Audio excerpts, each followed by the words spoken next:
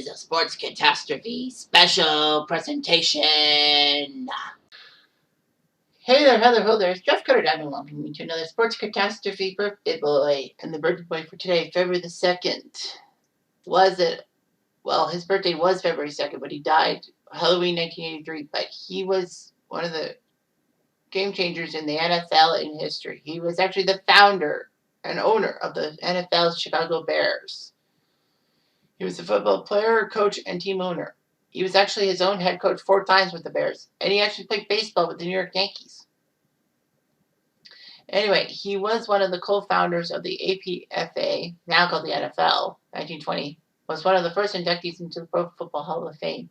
And he actually was the oldest person to be head coach at age 72 years, 318 days when he coached his final game in 1967. However, it was replaced by Robio Cornell, who was 73 years old when he became interim head coach of the Houston Texans. Well, it's 73. But anyway, his name, George Halas. Papa Bear, as he's called. He was born in Chicago into a family of Czech Bohemian immigrants. Know that. He actually was going to be on the SS Eastland, like a ship, but because he was trying to make Big Ten football, he missed the fact that the ship capsized, killing 844 people. He would attend the University of Illinois, playing football for them, and helping Illinois be the 1918 Big Ten college football champion. He was an ensign in the Navy during World War I and played in the 1919 Rose Bowl. It was actually inducted into the Rose Bowl Hall of Fame in 2018.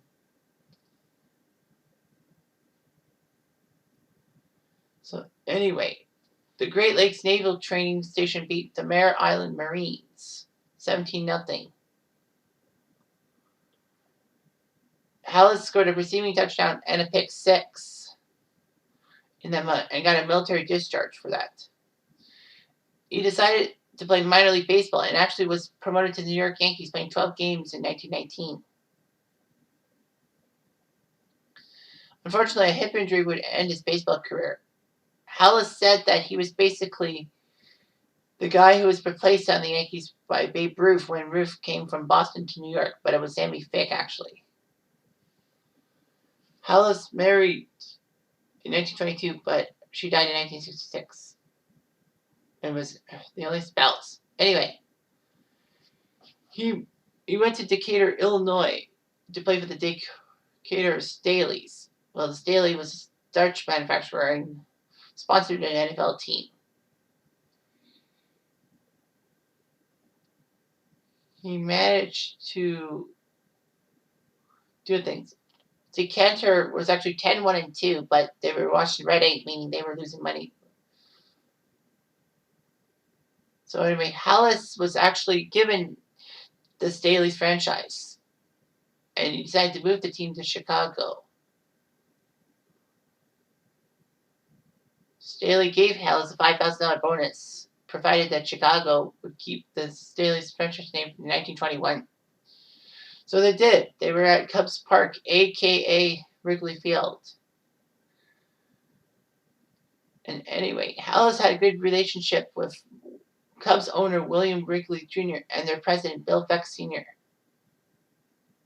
The Staleys won the NFL title, and then the following year, Halas was allowed to change the name of the team, so he did it to the Bears. Halas was not only the team's coach, but he also played wide receiver on offense and defensive end on defense back when basically everyone had to play 2 ways, offense and defense. He would run the club. It's kind of weird, isn't it? Anyway, he actually stripped Jim Thorpe of the football one time and ran it back 98 yards, which was a league record until 1972. In 1923, Halas told Illinois star player Red Grange to join the Bears and all that. And after 10 years, Halas stepped back from the game, retiring as a player and handing coach duties to Ralph Jones. He would still be the team's owner, though. there was a lot of financial difficulties in the 1930s. Well, it was the Great Depression and all that. So Halas came back to coach so that he didn't have to pay a head coach's salary and all that. And he coached the Bears for another 10 years. But Halas would perfect the T formation system, 5 offensive lines, and then the quarterback behind the center, and then the running backs behind them. And that helped the Bears beat the Skins in the 1940 NFL title game, 73-0. And everyone imitated the format and all that. The 1940s Bears were remembered as monsters of the Midway and did very well. Halas found the perfect quarterback in Sid Luckman, who was good with Columbia. And Sid Luckman was very good at all that. At times, he actually had Bobby Lane and George Blanda on his squad, which was amazing. 2 future Hall of Famers. He had Johnny Lujak for a few years and Zeke Barkowski for a while. Because Blanda played till 1975. Barkowski went to the Rams before the Packers to become the number 2 guy, Brett Favre. Bobby Lane would help Detroit do well. Halas became a lieutenant commander in the Navy. Served overseas for 20 months. And his duties were supporting the welfare and recreational activities of the Southern Fleet. And he got named a Bronze Star. He came back as coach in 1946 and won the title his first year.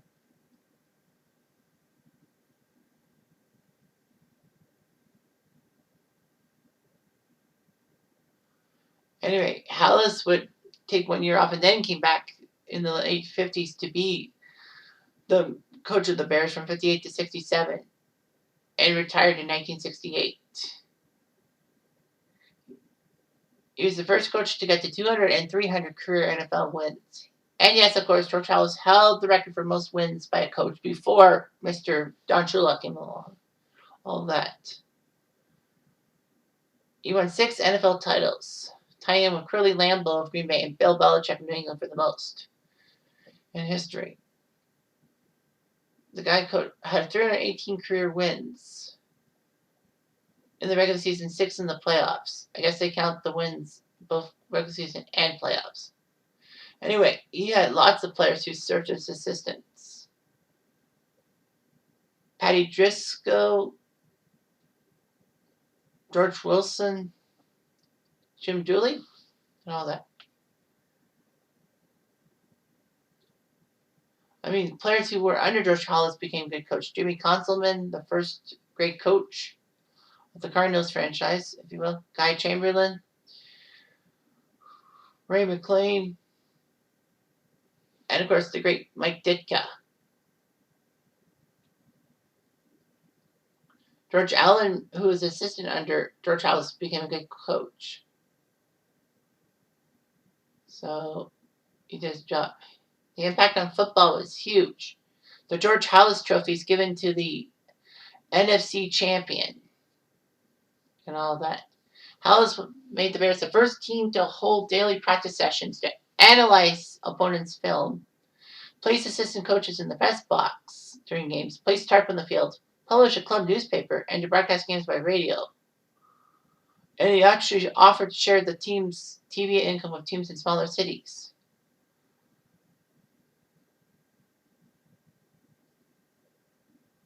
So he was still an icon and all that.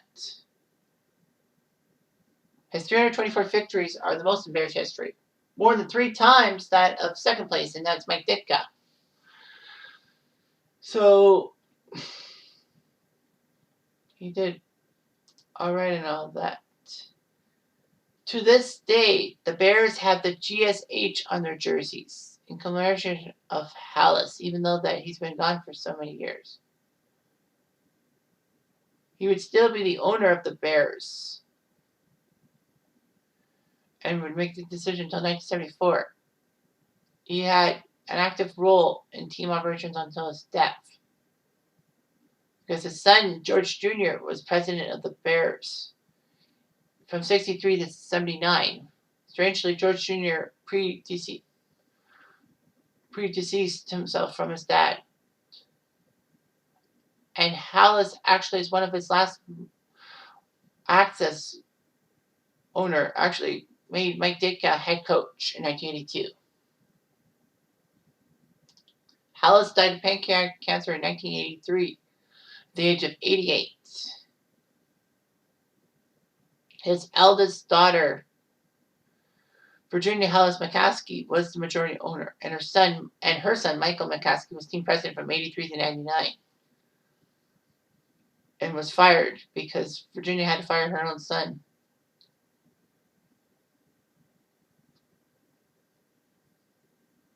On the Super Bowl shuffle, George Halas is actually referenced in the line by Steve Fuller, the backup quarterback. Bring on Atlanta, bring on Dallas. This is for Mike and Papa Bear Halas. Super Bowl 18 was dedicated to Halas' memory.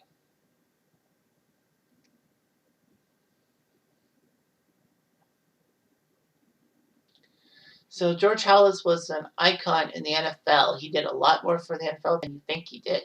He was a pioneer, and that's all I've got to say about that. Anyway, I'm Jeff Diamond. I do.